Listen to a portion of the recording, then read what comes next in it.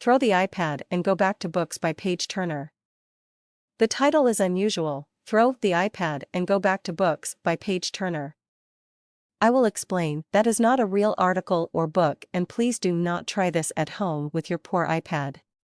It is not an economical thing to do. I am sure the splintering of the glass screen into millions of shards may possibly provoke a new thesis for the person interested in chaos theory, but it is a little more expensive exercise than, say, Isaac's apple falling and producing the theory of gravity.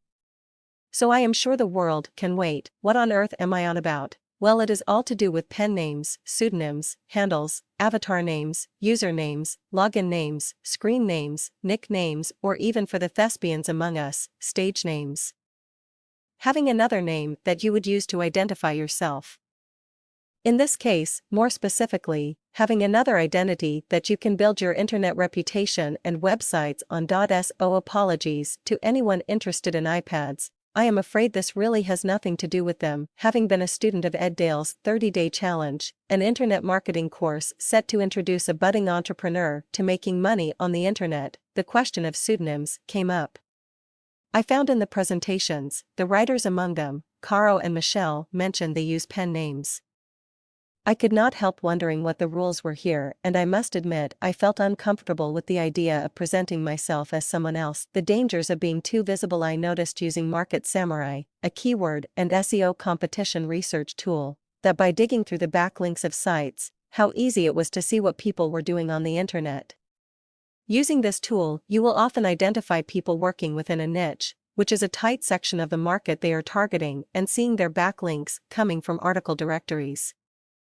It is clear also that you can find all the other niches they were targeting just by using their names and looking back through what they have produced on these directories. There are some really successful people finding very nice niches out there, and it is very tempting to jump in and follow them. Obviously, this could save a lot of research time on finding these niches, the hard work already being done. However, it occurred to me then how easy it is to find almost everything that a person has been doing on the internet. If indeed someone were a little vindictive, then how much trouble could be caused. So, I decided it might be best to start with the defenses up. Although I was sure nobody would find what I was doing then of any help to them, this later could be a different story.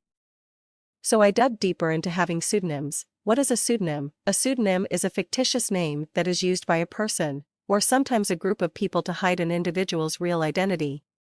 A writer will often use one or more pen names because it either protects their real identity or it means they can try out different styles and areas to write in without confusion. An example of the more prolific of them would be Stephen King, who has used another identity, Richard Bachman. You may have often heard the more famous using pseudonyms when booking reservations.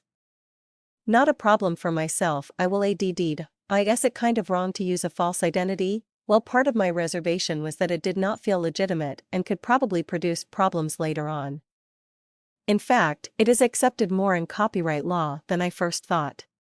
Essentially, work produced under a pseudonym is not considered fictitious, and if you wanted to register your name, because obviously you do not have a birth certificate identifying you, you can register at the Copyright Office your pseudonym and its connection to your real identity.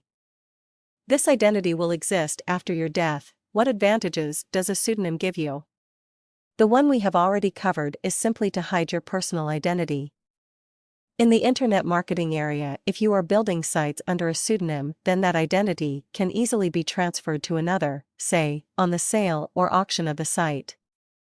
Being strict with the use of your pseudonym within a market will allow you to build up a reputation based upon it. This is useful if you start becoming an authority within a number of disparate niches.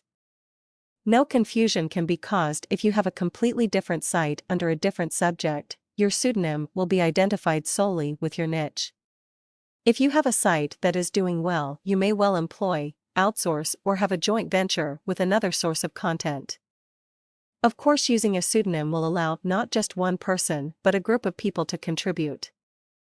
Though I imagine this can be quite a challenging task if you wish the personality or profile of the pseudonym to remain consistent. It cures the concern about the ease by which all your work can be identified and someone less scrupulous taking advantage of the information they can glean from your activities on the web. One thing, personal to me, but I think there are quite a few out there with a similar issue, their own name is a bit of a problem. This could be that as luck would have it you get given the name of I.P. Knightley and are in the bed products niche. Or that you are simply unhappy with your name. For me, I am not unhappy with my own name, but it does given me a headache having to spell it and explain it too often. It is Sean Dumet, the pronunciation is Dumay. I will spell it out again. Yes, it is unusual, isn't it? Yes, the root name is Dumet and not as in your letter Dumnut, Dammit, Dimnit, Dummut, etc. Yes, it comes from France, near the Somme apparently, from a place called Dumart and Ponthieu, etc. etc. etc. Forgive my rambling here, but you might guess a pseudonym for me sounds like a great idea. How do you choose your pen name or pseudonym? This I struggled with at first. I wanted to do something clever and use the letters in a different order. I made a few names, but I thought then wasn't that really defeating the object? If someone worked that out, then there was a pretty good chance you can be connected anyway. If you search on the internet, you can a few random name generators that will help you pick out a suitable identity. I had an idea which I think will work well too. Vanity alerts. If you make your name just unusual enough so as not to appear on the search engines, then your vanity Google alerts will tell you when you have been mentioned on the internet. Just put your rare pseudonym in quotes in the alerts and get it fed into Google Reader. You will be alerted as soon as your name has been found on a page by the Google. This is a great thing to do too. If you have a really common name like John Smith, you will find any reference to you easily without trawling through all your other like namesakes on the web.so. I will go forward happily with no identity issues. I know who I am XXXX, YYYYYYYY, and ZZZZZZZZ. Should I worry that I'm me, or I'm not me, starting out in internet marketing now? I really don't think it is an issue using your real name if you were just starting out in internet marketing for the first time. More often than not, the more important thing would be to follow the program and let the flood of information settle in before tackling anything like pseudonyms. If you are like me though, and have probably even gone through the Google account schizophrenia, then getting a good solid handle on this, so to speak, is a very good idea, and there are some real advantages. Written by Sean Dumet. Really, yes, that is me. You do not think I can make that name up, do you?